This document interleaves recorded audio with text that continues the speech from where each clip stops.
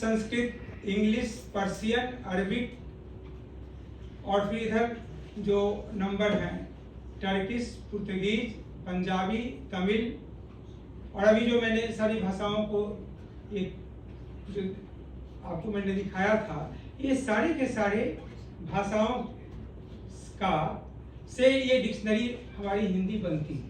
यानी हिंदी एक inclusive language है। अब ये जिस हिंदी से में हम बात करते हैं उस हिंदी, वह हिंदी कब बनी, यानी हिंदी का ये हिंदी का नेचर क्या है, इस पर मैं आपको मैं बताऊंगा।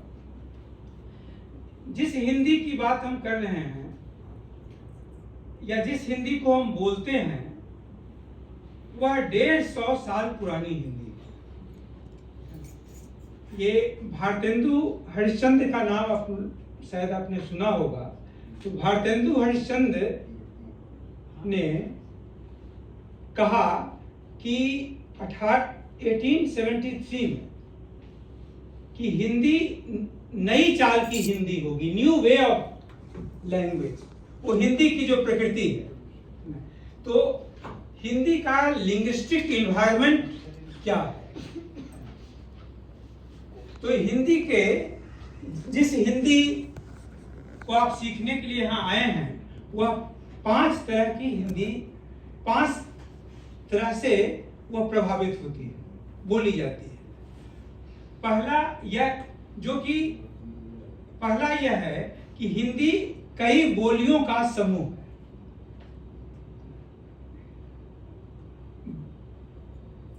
यह कह दिया जाता है कि हिंदी संस्कृत से निकली है। बिल्कुल सही बात नहीं है। हिंदी का जो नेचर है वह आपको हिंदी की अपनी कई बोलियां हैं और वह बोलियां ओरल भी हैं और साथ में उसका वास्ट लिटरेचर भी है। और वह जो लिटरेचर है वह आपको क्लासिकल लिटरेचर भी है और साथ में फोक लिटरेचर भी है हिंदी की। उदाहरण आप ले लीजिए, आप सूरदास का आपने नाम सुना होगा, कबीर का नाम सुना होगा, तुलसीदास का आपने नाम सुना होगा।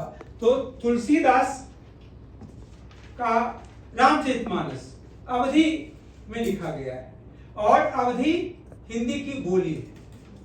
सूरदास का जो सूर सागर है वह आपको ब्रज भाषा में लिखा गया है और वह हिंदी की बोली है। Our participants know all that. Let's move on to the academic part that you are in charge of in this institution, because we've had a lot of lectures on Hindi already. Is that okay? Because they know all this. Is that okay? Okay.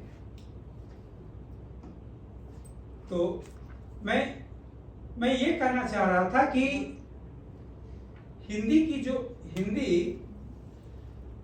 जो अभी हिंदी है वह